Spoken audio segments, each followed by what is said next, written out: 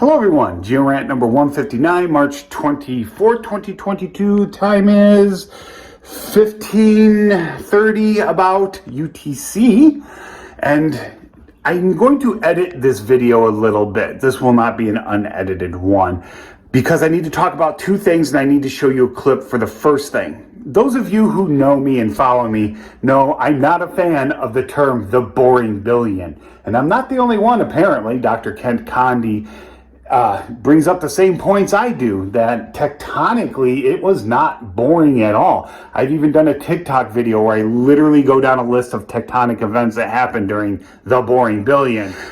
So tectonically it's a non-thing. It doesn't exist. But I'm just going to show you a short clip about him talking about the boring billion because that's going to lead me into my second point. So let's watch. First of all, the boring billion, this term, the first time I ran across it was when Dick Holland started using it back in the early 1990s. And he came up with this term based on two carbon isotope anomalies, the Lumagundi down here at about 2.1 GA and then the Neoproterozoic. And there was no more carbon isotope anomalies in here, and so I called it the boring billion.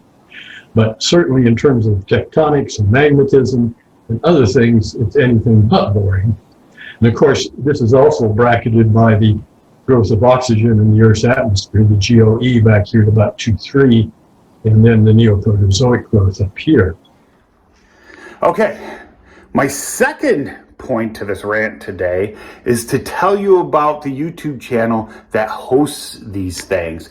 It's called Virtual Seminars in Precambrian Geology. It started at the beginning of the pandemic, and I'm quite embarrassed to say I just discovered this channel myself a couple of months ago, and it's kind of kicked up the whole plate tectonics and the Archean thing, or not, that I've been talking about in my videos a lot lately. But I just saw this video that I just showed today, and I just thought it was funny because I think the exact same thing.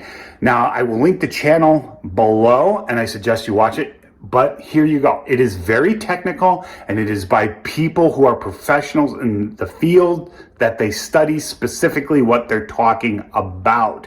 Okay, so those are, geologists who do the things they're talking about. It's not a channel with laymen who have a casual interest in it, or, an actor hosting something done but written by geologists or anything like that. These are the people. These are the people I talk about. These are the people that study these rocks. And I think it's important that, you guys look at that channel because it'll give you a feel of how things are going within the geologic community, and specifically Precambrian geology, because you're not really exposed to that, right? Like I've said before, people like the Phanerozoic. Most geologists study, the vast majority of geologists study the Phanerozoic, from the beginning of the Cambrian to today. And the reason for that is several. Number one, there's a lot better preservation during that time frame. The rock record is better preserved. It's also the appearance of macro life in abundance. So a lot of geologists study that. Plus you can use fossils to correlate things. In the Precambrian, we can't do that, especially in the Archean and Proterozoic, or Paleoproterozoic and Mesoproterozoic. We can't do that at all. So people tend to gravitate towards that and the surface exposures are really good compared to a lot of the Precambrian. Now, there are places where the Precambrian, Archean, and Proterozoic are exposed really well, but they tend to be isolated areas no one wants to go to. And plus, quite honestly, a lot of people study because they grew up. Their first exposure to geology was dinosaurs, maybe walking with dinosaurs. I mean, that series is probably 20 years old now or more, showing my age. But anyway, that's people's exposure to geology initially. It's something cool, dinosaurs or, trilobites, it's usually life is how they get introduced to it. Well, in the Precambrian, we don't have dinosaurs. We don't have trilobites. We don't have pterosaurs.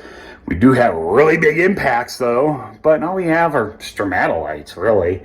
So we got to rely on the rocks and the rock record and all that stuff. But anyway, I'm starting to get off topic, and I'm starting to really rant. If you have any questions or comments, please leave them below, and I hope you learned something.